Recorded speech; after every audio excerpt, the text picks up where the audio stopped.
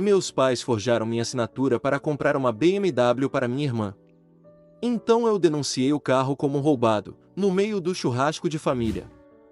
Na minha família, sempre existiram dois universos paralelos. Havia o universo da minha irmã, Júlia, um lugar ensolarado onde os desejos se materializavam, os erros eram perdoados antes mesmo de serem cometidos e os recursos eram infinitos. E havia o meu universo, um lugar prático, governado pela lógica, pela responsabilidade e por uma regra não dita: o Marcos se vira. Eu era o filho mais velho, o estável, o que saiu de casa cedo, pagou a própria faculdade e construiu uma carreira sólida em finanças. Eles se orgulhavam de mim, mas de uma forma distante, como se orgulham de um investimento que deu um bom retorno, mas com o qual não se tem uma conexão emocional real. Júlia era obra de arte deles. Mimada, carismática e com um talento especial para viver muito além das suas posses, ela era o centro gravitacional da atenção e das finanças dos meus pais. Enquanto eu economizava para dar entrada no meu apartamento, eles pagavam o aluguel dela em um bairro nobre. Enquanto eu trocava os pneus do meu carro popular, eles financiavam as viagens de networking dela, que invariavelmente terminavam com fotos de baladas postadas nas redes sociais. Eu nunca reclamei. Eu internalizei meu papel, eu era o porto seguro, e ela era o iate de luxo. O conflito que detonaria nossa família começou, como sempre, com um desejo de Júlia. O carro dela, um presente dos pais dela de 5 anos antes, já não era adequado para a imagem dela.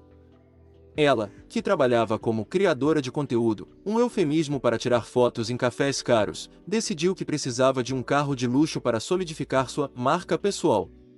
Especificamente, uma BMW X1 branca. A bomba foi lançada durante um almoço de domingo. Então, filho, começou meu pai, Ricardo, com aquele tom falsamente casual que ele usava antes de pedir algo grande.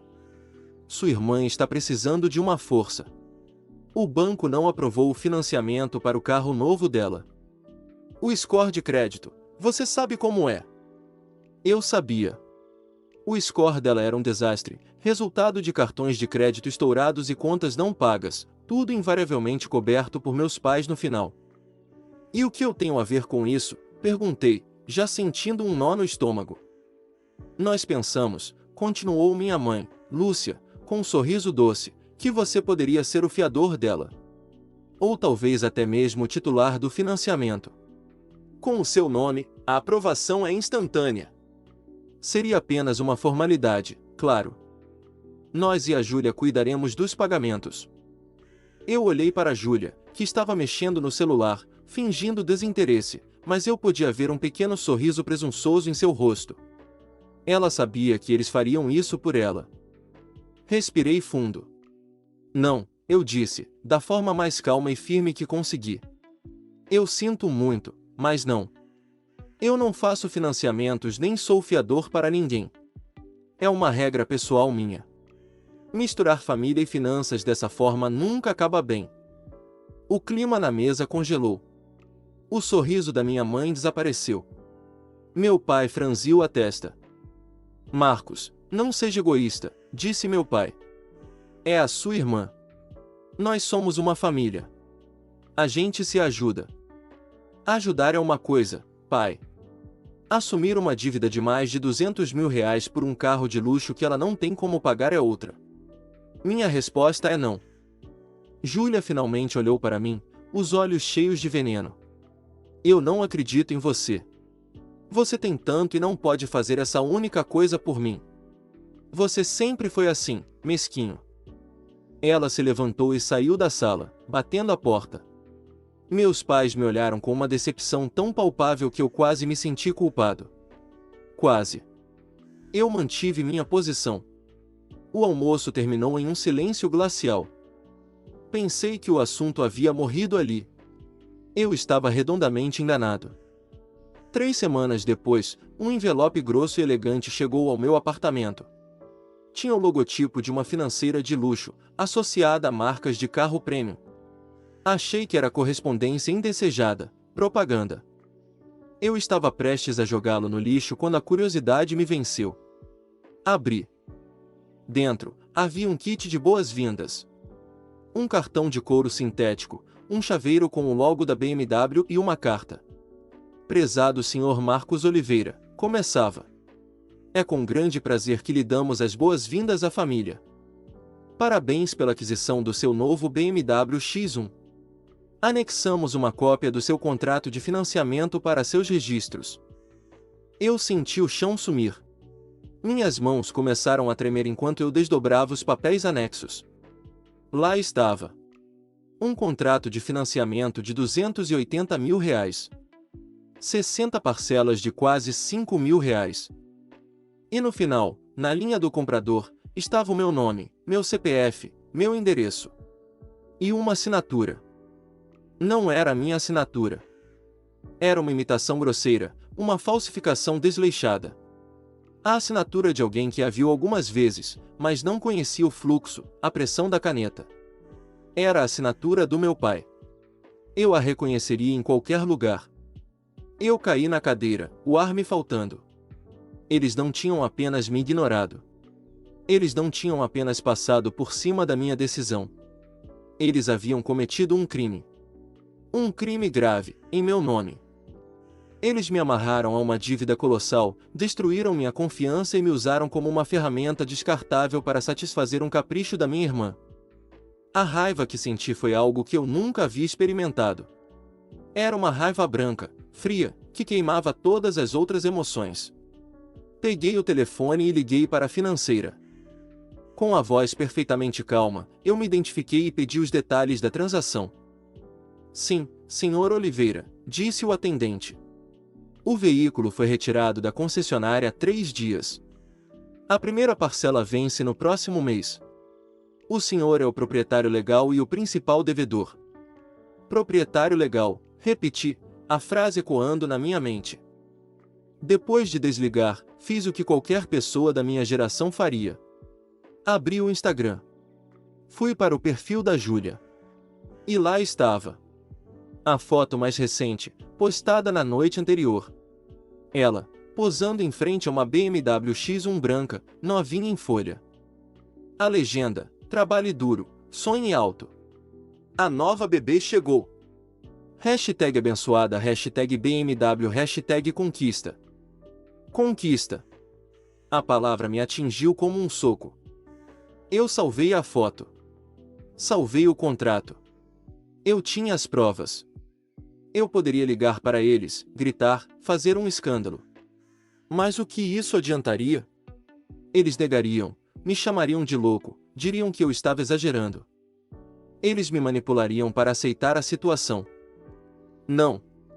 A resposta para um ato tão calculado e desrespeitoso não poderia ser uma explosão emocional. Tinha que ser igualmente calculada. Igualmente fria. E absolutamente devastadora.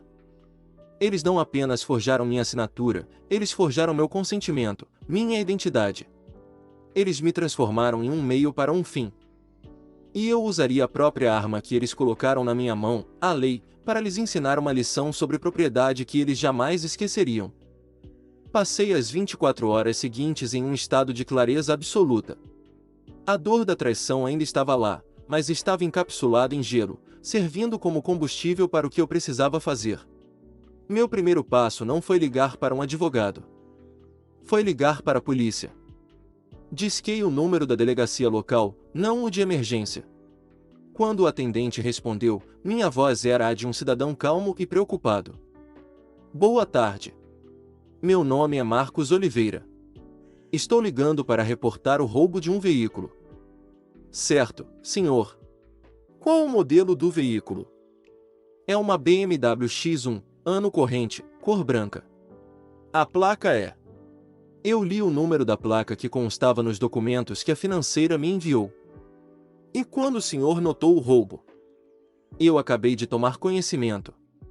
O veículo foi retirado de uma concessionária em meu nome, mas sem a minha autorização. Eu sou o proprietário legal, mas o veículo não está em minha posse. Eu forneci todos os detalhes. Meu nome, meu CPF, o número do chassi. Eu era, para todos os efeitos legais, a vítima de um roubo. O policial do outro lado da linha foi profissional e eficiente. Um boletim de ocorrência foi registrado. O veículo foi oficialmente inserido no sistema da polícia como roubado. Faremos o nosso melhor para localizá-lo, Sr. Oliveira. Se o veículo for avistado, ele será apreendido. Eu agradeço, respondi, e desliguei.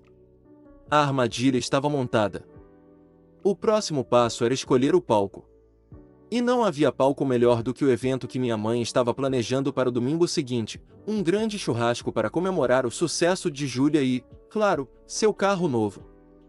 Era a oportunidade perfeita para ela exibir sua conquista para toda a família e amigos. E seria a oportunidade perfeita para eu reivindicá-la. Recebi o convite por mensagem de texto da minha mãe: filho, venha no domingo. Churrasco para comemorar a nova fase da sua irmã. Traga aquela sua salada de batata maravilhosa.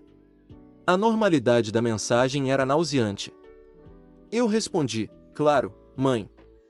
Estarei aí. Cheguei ao churrasco no domingo com uma travessa de salada de batata nas mãos e um bloco de gelo no peito. A casa dos meus pais estava cheia. Tios, tias, primos, amigos da família. E no centro de tudo, estacionada na entrada da garagem como um troféu, estava a BMW branca. Imaculada.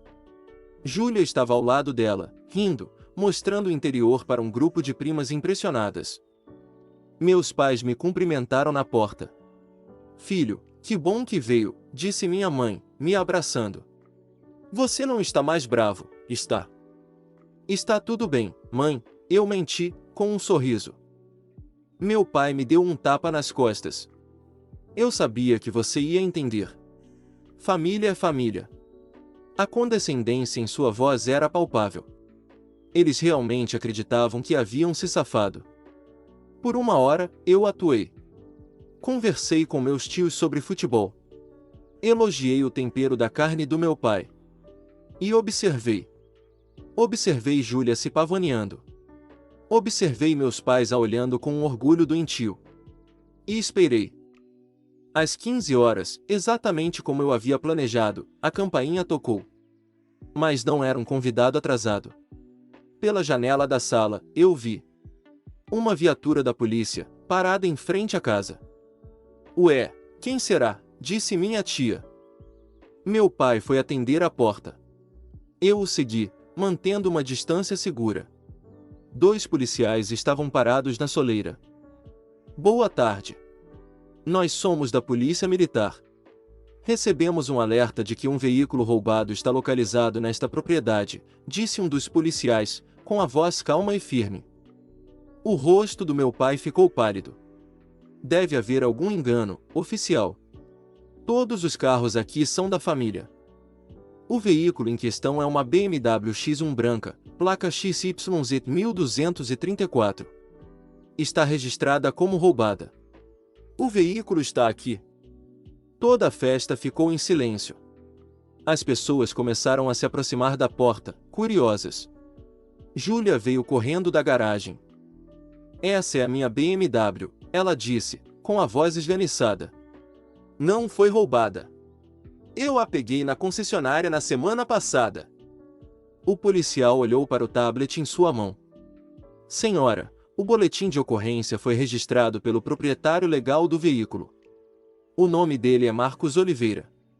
O senhor está presente? Todos os olhares na sala se viraram para mim. Eu dei um passo à frente, com a expressão mais neutra que consegui. Sou eu, oficial. O queixo do meu pai caiu. Minha mãe levou a mão à boca, os olhos arregalados de horror. Júlia olhou para mim, a compreensão e o pânico se misturando em seu rosto. Marcos, que palhaçada é essa? Meu pai sussurrou, furioso. Não é palhaçada, pai, eu disse, alto o suficiente para todos ouvirem. O carro está no meu nome. Eu não autorizei a compra. Portanto, do ponto de vista legal, ele foi roubado. Eu apenas fiz o que qualquer cidadão faria, comuniquei o crime à polícia. Você não faria isso, gritou Júlia, as lágrimas começando a escorrer. É o meu carro. Na verdade, não é, disse o policial, calmamente. De acordo com o sistema, o carro é dele. Senhora, precisaremos que nos acompanhe até a delegacia para prestar esclarecimentos. O caos explodiu. Minha mãe começou a chorar. Meu pai começou a gritar comigo, me chamando de monstro, de traidor. Meus tios e primos olhavam, chocados, sem entender nada. Enquanto os policiais escoltavam uma Júlia soluçante para a viatura e organizavam o guincho para levar a BMW, eu me virei para meu pai. Você cometeu um crime, pai. Você usou meu nome, falsificou minha assinatura e me amarrou a uma dívida de quase 300 mil reais. Você achou que eu não ia descobrir? Ou achou que eu ia simplesmente aceitar? Eu disse, minha voz baixa e cortante. Isso não é sobre o dinheiro. É sobre o fato de que vocês me veem como um recurso, não como um filho. A festa acabou. Eu me virei, passei pela multidão silenciosa de convidados e fui embora. O rescaldo foi uma guerra. Eles tiveram que contratar um advogado. Para evitar que eu levasse as acusações de fraude e falsificação adiante, o que resultaria em acusações criminais graves para meu pai e Júlia, eles foram forçados a um acordo. Eles tiveram que quitar o financiamento inteiro, usando as economias da vida inteira deles e vendendo o segundo carro da família. O carro, legalmente meu, foi vendido e eu recuperei o valor. Eu não falo com eles desde aquele dia. Perdi minha família, mas a verdade é que eu nunca a tive de verdade. Eu era apenas o plano B, o fiador de emergência. Ao forjar minha assinatura, eles me deram um presente inesperado, a prova irrefutável de que eu precisava para me libertar. Eles queriam me dar uma dívida. Em vez disso, eu lhes dei uma lição. E recuperei meu bem mais valioso, meu nome.